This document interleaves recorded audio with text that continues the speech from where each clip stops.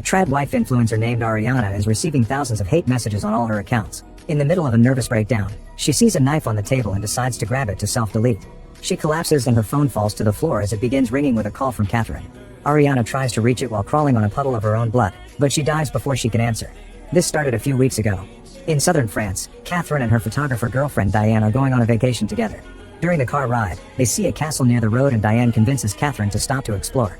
Diane takes lots of pictures and Catherine tries to stay supportive even though she thinks the building is dangerous. Eventually they make it to the hotel only to learn that their special reservation has been cancelled. The receptionist explains that the hotel made a marketing deal with an influencer, so they had to give the special room to her. The couple gets a small room instead and Catherine is in a bad mood, but Diane assures her it's fine because what matters is spending time together. Later, while Catherine is relaxing by the pool, Charlotte sits next to her to chat. It turns out she's the influencer who took the room but isn't even happy about it. She only came because of her contract. Charlotte chats with Diane too, and Catherine's anger only grows. To make up for taking the room, Charlotte invites the couple to dinner. Catherine doesn't want to go, but does it anyway because she doesn't want to leave Diane alone. Charlotte shares many stories and Catherine is annoyed by everything she says. When she hears that the couple wants to visit the vineyard, Charlotte shares that she has an exclusive vine tour tomorrow and invites them to come, but Catherine turns her down. That night in their room, Diane mentions that Charlotte was very nice. However, Catherine thinks Charlotte is another entitled influencer who would die without a phone.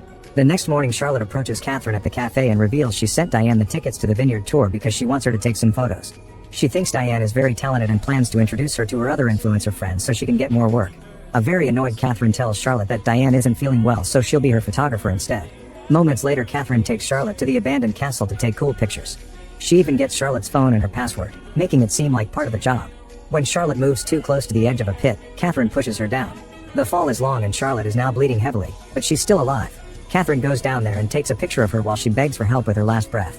Later in the hotel, Catherine goes to Charlotte's room and packs all her things. On her way out, she bumps into Diane, who mentions the vineyard thing and shares that she turned Charlotte down. However, Catherine says they should go. Catherine has a talk with the receptionist before she and Diane visit the vineyard. Diane notices that Charlotte hasn't shown up, so Catherine secretly uses Charlotte's phone and pretends to be her to answer Diane's text, telling her she had to go home. When they return to the hotel, the receptionist gives them the special room. During the rest of the day, Catherine keeps on using Charlotte's phone to upload pictures to her social media, making it seem like she's still alive. Diane worries about Catherine strangely spending so much time online, and those worries increase when Catherine leaves alone the next morning. Downtown, Catherine sees another influencer taking pictures and decides to start following her. When she's about to get close enough, the woman meets with her boyfriend and Catherine is forced to walk away. Then she goes to the shore to throw Charlotte's phone into the sea. Some days later, Catherine comes home and finds a mess. It turns out Diane has found all of Catherine's fake passports and Charlotte's account on the computer. She's matched the dates on the passports to some news articles and realized that Catherine is a murderer who targets influencers. Diane cries as she considers calling the police, so Catherine tells her she loves her. When Diane tries to walk away, Catherine smashes a lamp on her head to bring her down. Then she uses the cable to choke her to death. Meanwhile, Madison has survived after Catherine abandoned her on an island a year ago. She's come back in a boat with the bodies of Catherine's other victims, so the police consider her the main suspect. Madison has given them a description of Catherine, yet there are no photos or records of her existence. Eventually, Madison is released over the lack of evidence, but everyone on the internet believes she's guilty. She gets thousands of hate messages every day, so she's forced to delete her accounts. People even start showing up at her house, so she has to move too. Madison tries to keep a low profile but agrees to appear on a podcast to tell her side of her story. She explains that Catherine used her phone and pretended to be Madison to keep updating her social media so nobody would know the truth. She controlled Madison's bank account too. Unfortunately, the podcast hosts are only nice at first, then they point out all the inconsistencies in the case to make her look bad. Later, Madison looks at the comment on the podcast episode only to find more hate. Desperate to start over, Madison takes a job as a store clerk and keeps a normal routine.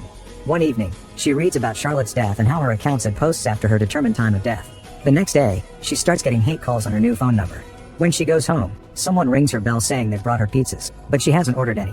It seems the haters have found her new address too. Desperate for answers, Madison checks Charlotte's account to learn where she was last seen. Then she flies to France. She visits all the places on Charlotte's social media to no avail. While taking a break at a cafe, Madison watches a video that Charlotte took at the hotel and sees Catherine in the background. She immediately drives to the hotel and tries asking the receptionist about Catherine, but he refuses to talk about the guests. After finding no clues in the building, Madison checks social media for pictures taken in the hotel. This allows her to find Diane's account, which has another photo of Catherine. Madison calls Diane's home and her parents tell her that Diane has moved to Bali, Indonesia with Catherine. Meanwhile in Bali, masculinist influencer Jacob has another successful stream teaching young men how to be jerks to women while pretending it's good morals. He's happy with the result, but his girlfriend Ariana thinks he isn't trying hard enough. People are getting bored, so he needs something controversial. That night, Jacob goes to a club with his friend Cameron, who is tired of Jacob's macho public attitude when in private Ariana controls him. He asks him to prove his masculinity by hitting on a woman and points at Madison. Jacob tries to chat with Madison, but she immediately turns him down. Then she explains that she's looking for Catherine and shows him a picture, saying that this woman killed lots of people. Jacob realizes that Madison looks familiar and asks for her number, promising he'll contact her if he sees Catherine. Madison gives it to him and Jacob turns to Cameron with excitement, pretending his flirting was successful. The next day Jacob and Madison are having lunch at a restaurant when Jacob sees Catherine. He immediately follows her and starts recording her while asking her if she's a murderer. Catherine is frozen in shock while Jacob keeps showering her with questions and mentioning that another woman is looking for her. Since she doesn't say anything interesting for a video, Jacob leaves. Afterward, Catherine goes home and discusses what happened with an AI that she programmed to sound like Diane. She realizes that Madison is in Bali and searches her name online, but there are no results. Then she finds Jacob's social media and notices he was at a club last night. Among the many people who watched his video, there's a mysterious account with no pictures or followers. Catherine starts following that account's activity to learn the places it visited. This allows her to find Madison in a very touristic area, but she runs away before she can be seen and return. At home, Catherine watches Jacob stream about Madison, which also mentions her. She analyzes the background and quickly gets Jacob's address. She also studies Ariana's conservative videos to understand her philosophy. Whenever Diane's parents call, Catherine uses AI to replace her voice and face with Diane so her family thinks she's still alive. Next, Catherine makes a social media account pretending to be Madison and befriends Cameron to learn about local events. That night, Catherine finds Jacob at Cameron's party and tells him that Madison has been stalking her. Jacob talks to Catherine in private and hears her fake sob story about Madison trying to frame her for the murders. He doesn't know what to do and tells her to call the cops. Refusing to give up, Catherine joins the party and consumes happy powder with everyone.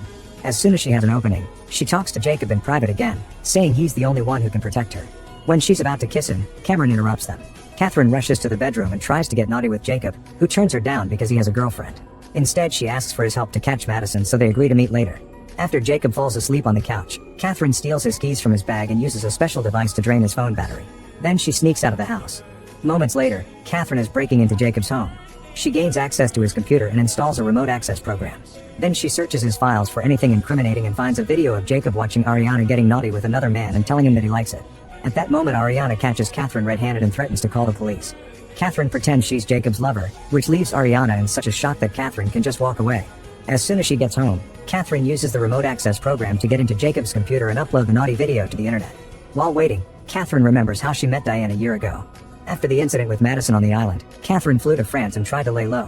One day at a cafe, she saw Diane behind the counter. That night she found her social media and loved all her pictures. The next day, Catherine asked Diane out and they immediately hit it off. They had lots of fun together and their relationship grew fast. Diane was hurt in the past and asked for a partner who would never lie to her, so Catherine told her she was stranded on an island for a while but not about the murders. The flashback also shows that after killing Diane, Catherine immediately regretted it and had a breakdown. In the present, Catherine makes the Diane AI repeat "I love you" over and over. The next morning, Ariana keeps calling Jacob, but since his battery is dead his phone won't even ring. Next she calls Cameron, who refuses to pass the phone to Jacob. He tells Ariana that Jacob got a new girl last night who is much better than her. After the call ends, Ariana starts getting thousands of hate comments and she discovers that her naughty video has gone viral. Meanwhile, Catherine sneaks back into Cameron's house and pretends she spent the whole night there. When Jacob wakes up, he sees that his phone is dead and he can't charge it, so he borrows Catherine's to call Ariana. This is the moment when Ariana self-deletes so she doesn't pick up. In the kitchen, Cameron has found the naughty video too. When Jacob comes downstairs, Cameron tries to tell him about the video, but Jacob is too excited about catching a killer with Catherine and leaves without hearing him. Afterward, Jacob takes Catherine to his house and they find Madison standing next to Ariana's body. Jacob rushes to his girlfriend's side and has a breakdown while accusing Madison of killing her. Madison immediately denies it and tries to explain that it was Catherine, who has manipulated him all along.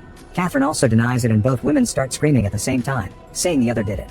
Then Catherine tries to approach Madison, so she picks up the knife to protect herself. However, Jacob gets to her first and accidentally gets stabbed instead. Catherine tries to attack again and Madison starts throwing kitchen tools at her, but she dodges them all.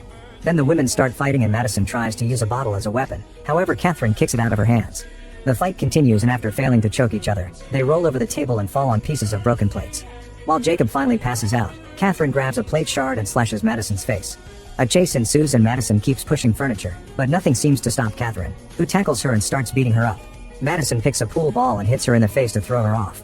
When Catherine chases after her again, Madison manages to bring her down with a bowl to the head and hits her again to knock her out. Afterward, Madison grabs Catherine's phone and discovers all the tricks she's been pulling. Before leaving, she ties Catherine's hands and ankles with tape. Moments later, Madison finds Catherine's home and is startled by Diane's voice. After realizing it's just a computer, Madison searches the wardrobe and finds a box with the fake passports and a picture of Charlotte's body. Next she checks the computer and discovers the connection to Jacob's home. At that moment Jacob regains consciousness. Still believing Madison is the killer, he unties Catherine and wakes her up. Then he grabs Ariana's phone to call the police, but he freezes when he sees all the messages she sent him last night, including a text about finding Catherine at his computer. He also finds a message from a friend asking about the naughty video. Jacob demands an explanation, only for Catherine to stab him multiple times in the chest while saying all influencers are cancer and his body falls into the pool. When Catherine turns around, she sees that the computer camera is on. She checks the stream and discovers that Jacob's followers have seen everything. They love her and keep donating money. Meanwhile Madison grabs all the evidence and leaves with a smile, ready to bring Catherine down at last. At that moment Cameron brings some girls to Jacob's house. Catherine immediately jumps on him with a knife and furiously stabs him over and over. The girls